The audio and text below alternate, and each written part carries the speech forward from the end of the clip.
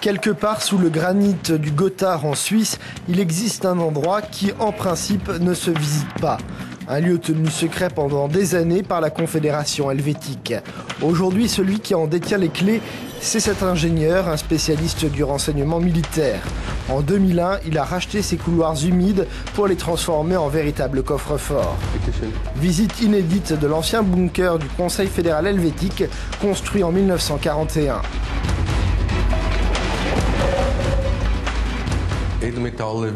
Des métaux très précieux sont entreposés ici. Nous avons de l'or, de l'argent, du platine et du palladium. Nous avons aussi des métaux rares, des métaux stratégiques sous des formes différentes. Et tout ça est protégé à 300%? Non, je dirais encore plus. Ces métaux sont impossibles à filmer, pas plus que les serveurs informatiques qui appartiennent à des banques et à de grands groupes industriels.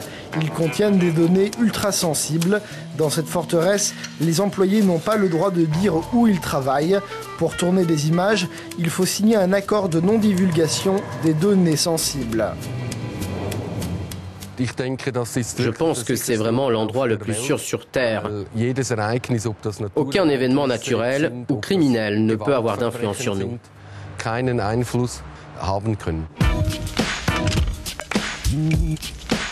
Mais lorsque l'on a des informations à protéger et qu'elles existent sous forme dématérialisée, par exemple des comptes bancaires, il existe une autre solution, moins pharaonique, c'est le cryptage informatique.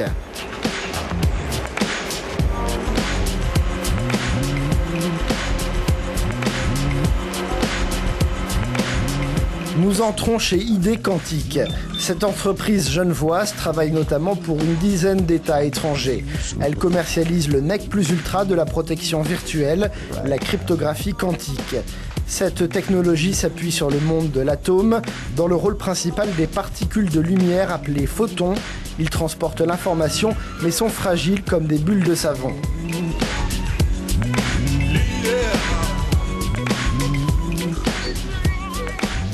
Lorsque vous envoyez des photons qui peuvent traverser des fibres optiques tout à fait conventionnelles, ces particules vont être tellement ténues, tellement particulières, que rien que le fait d'essayer de les intercepter va immédiatement en modifier l'état, de telle sorte que les deux ordinateurs, là, aux deux extrémités, vont immédiatement s'en rendre compte.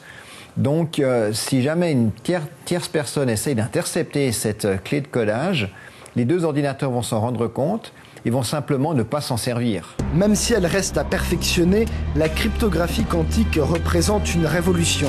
Une arme infaillible contre les espions, la promesse aussi d'un secret bancaire inviolable.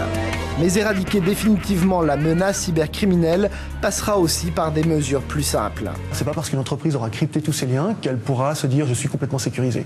Il va falloir qu'elle fasse attention à ses accès Internet, à des problèmes de virus, aussi au fait que ses employés pourraient être tentés, certains employés pourraient être tentés d'accéder de façon malhonnête à certaines informations. La sécurité, c'est vraiment, je dirais, une chaîne. Et puis, elle va céder à l'endroit où le maillon est le plus faible.